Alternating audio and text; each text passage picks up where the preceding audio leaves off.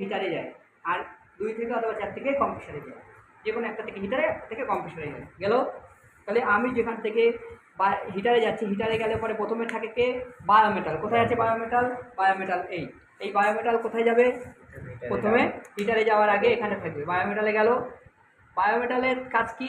-5 থেকে -7 কি হচ্ছে? জুড়ে যাচ্ছে, আর +10 থেকে 12তে কাট আউট হয়ে যাচ্ছে। এরকম জানা আছে আমাদের। ওকে, তাহলে এখানে কাট আউট হচ্ছে, বায়োমেটাল 10-12তে কাট আউট হচ্ছে, আর হিটারকে লাইন দেওয়া বন্ধ করছে, আর -5 থেকে -7 হিটারকে লাইন দেওয়া শুরু হয়েছে। হিটারকে লাইন দেওয়ার পরে হিটারের কাজ কি? যে ফ্রস্টটা জমছে, ফ্রস্ট মানে বরফটা যে জমছে, সেই জমা বরফটাকে গলিয়ে সে কী করছে? ইভাপোরেটর কয়েল বা কুলিং কয়েলকে কী করছে? বরফ মুক্ত করছে। বরফ মুক্ত করলে কী হবে? আমরা যে কুলিং এফেক্টটা পাবো, সেই এফেক্টটা ভালো পাবো। বরফ হিট ট্রান্সফার হতে দেয় না, তার জন্য বরফকে গলাতে হয়। তাই বরফকে গলানোর জন্য আমরা হিটারকে ইউজ করছি। এবারে যদি কোনো কারণবশত অতিরিক্ত গরম হয়ে যায়, বায়োমেটাল যদি কাট আউট না করে +12 ডিগ্রি টেম্পারেচারে, তাহলে তার থেকে বাঁচানোর জন্য সিস্টেমকে তাই দেওয়া রয়েছে কে? Thermal fuse. থার্মাল ফিউজ 70 থেকে 76 ডিগ্রি টেম্পারেচারে এটা কী করছে? কাট আউট হয়ে যাচ্ছে, অর্থাৎ একদমই গলে যাচ্ছে। গলে গিয়ে কী করবে? নিউট্রাল লাইন পাস করা বন্ধ করে দেবে। বোঝা গেল? কত ডিগ্রিতে? 70 থেকে 76 ডিগ্রি প্লাস টেম্পারেচারে। এদিকে একটা লাইন শেষ।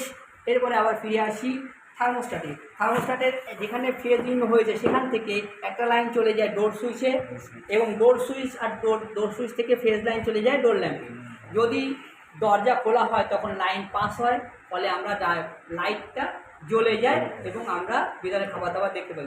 যদি দরজা বন্ধ করি তখন সঙ্গে সঙ্গে লাইটটাও বন্ধ হয়ে যায়, কারণ ভিতরে কেবিনেটে নইলে গরম তৈরি হয়। ওকে, এরপরে আসি টাইমারের কম্প্রেসার লাইন। কম্প্রেসার লাইনের দিকে যাবে 3 থেকে। এই 3 থেকে কম্প্রেসারের দিকে যেখানে যাচ্ছে, সেখানে ঠিক সেই 3 থেকেই একটা ফ্যানের দিকেও লাইন যাবে। কেন? যখন কম্প্রেসার চলবে, সেই হিটটাকে, সেই কুলিং এফেক্টটাকে চারিদিকে ছড়িয়ে দেওয়ার জন্য ফ্যানের ইউজ হচ্ছে। তাই কম্প্রেসার যখন চলবে তখন ফ্যানও চলবে। সেখান থেকে একটা ফ্যানের লাইনে আসছে, এই ফ্যানে আসতে পারে ফ্যানটা চলবে এবং কুলিং এফেক্টটা চারিদিকে ছড়াবে। এখান থেকে এই 3-এর থেকে একটা যাচ্ছে কম্প্রেসারের দিকে। কম্প্রেসারের গিয়ে কোথায় ঢুকবে? কম্প্রেসারের রিলেতে ঢুকছে, এবং সেখান থেকে একটা ডাইরেক্ট রানিংয়ে চলে যাচ্ছে, এবং রিলের ভিতর থেকে ভায়া হয়ে একটা স্টার্টিংয়ে চলে যাচ্ছে। যদি ক্যাপাসিটার লেগে থাকে তাহলে একটা রানিংয়ে আর একটা স্টার্টিংয়ে ক্যাপাসিটার সেট করতে হয়। এরপরে আছে আমাদের কি আছে? টাইমারের যে 1 নম্বর আছে তাতে একটা নিউট্রাল আসার দরকার। তাই নিউট্রালটা কোথা থেকে আসবে? আমাদের যে নিউট্রালটা ডাইরেক্ট ঢুকছে, সেই নিউট্রালটা প্রথমে আসছে থার্মাল ফিউজে, এবং ফিউজের ভিতর থেকে পাস হয়ে আমাদের একটা চলে যাচ্ছে কোথায়? টাইমারে। তাহলে ফিউজ যদি কেটে যায় তাহলে টাইমার কিন্তু আর চলবে না। ওকে, নেক্সট। একটা নিউট্রাল লাগবে আমাদের ডাইরেক্ট কম্প্রেসারে, লাগবে একটা নিউট্রাল লাগবে আমাদের ডাইরেক্ট বাল্বে। তাই যে নিউট্রালটা ডাইরেক্ট এসেছে সেটাই আমাদের কোথায় চলে যাচ্ছে? একটা ডাইরেক্ট চলে যাচ্ছে ওএলপিতে। ওএলপিতে আসার পরে ওএলপির কাজ কি? ওএলপির কাজ হচ্ছে যদি ওভারলোড হয়, যদি বেশি কারেন্ট ফ্লো হয়, তাহলে ও কী করবে? কাট আউট করে দেবে, নিউট্রাল লাইনকে বন্ধ করে দেবে। কাট আউট করে দিলে আর কম্প্রেসারের লাইন যাবে না, আবার কিছুক্ষণ পরে আবার জুড়ে যাবে। থার্মাল ফিউজ যেমন জুড়ছে না, এই কিন্তু জুড়ে যাবে। জুড়ে গিয়ে আবার লাইন দিয়ে দেখবে যে ঠিক আছে কিনা। যদি ঠিক থাকে তাহলে চাল চলবে, আর যদি ওভারলোড হয়ে যায় তাহলে আবার কাট আউট করে দেবে। একটা তাহলে না নিউট্রাল চলে গেল কোথায়? কম্প্রেসারের কমনে, কিসের মাধ্যমে? ওএলপি। আর একটা নিউট্রাল চলে যাচ্ছে কোথায়? ডাইরেক্ট নিউট্রাল চলে যাচ্ছে ডোর ল্যাম্পে, যেটার জন্য ডোর ল্যাম্প জ্বলবে। আর একটা নিউট্রাল চলে যাচ্ছে কোথায়? আচ্ছা, টাইমার তো আমরা ওখান থেকে দিয়ে দিচ্ছি। তো এইভাবে আমাদের পুরো মানে ফার্স্ট একটা মোটরে একটা চলে যাচ্ছে না ডাইরেক্ট নিউট্রাল। ঠিক আছে, এই মোটরে ডাইরেক্ট নিউট্রালও যেতে পারে, অথবা থার্মাল ফিউজের ভিতর থেকে যেতে পারে। থার্মাল ফিউজের ভিতর থেকে আসতে পারে, কিন্তু আর চলবে না যদি থার্মাল ফিউজ কেটে যায়। ডাইরেক্ট দেওয়াটাই ভালো, কারণ ডাইরেক্ট দিলে ফিউজ কাটলে খালি হিটার কাটছে, আর কম্প্রেসার তো চলবে। কম্প্রেসার চললে এটাও চলবে। কানেকশনের সব কটা পার্ট জানা গেল, বোঝা গেল। থার্মোস্ট্যাট কত ডিগ্রিতে হয়? থার্মোস্ট্যাট হচ্ছে 1 থেকে -5 ডিগ্রি ফারেনহাইটে।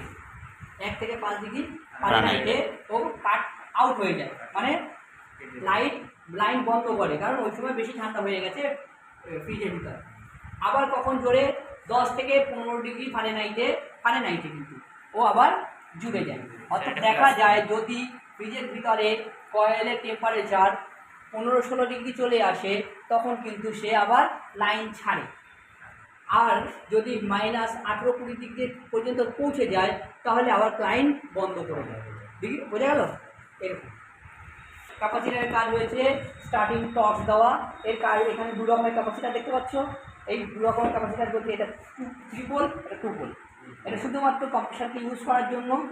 আর 3 পোল এর ভিতরে এমএফডি লেখা থাকবে, ফ্যানের জন্য আলাদা লেখা থাকবে আর কম্প্রেসারের জন্য আলাদা। ফ্যানের জন্য কত হার্ডলি 5 এমএফডি লেখা থাকবে, তার উপরেরগুলো নয়। যদি ভুল করে দাও তাহলে কিন্তু তোমার ফ্যান পুড়ে যাবে, কম্প্রেসার চলবে না, ফ্যান পুড়ে যাবে।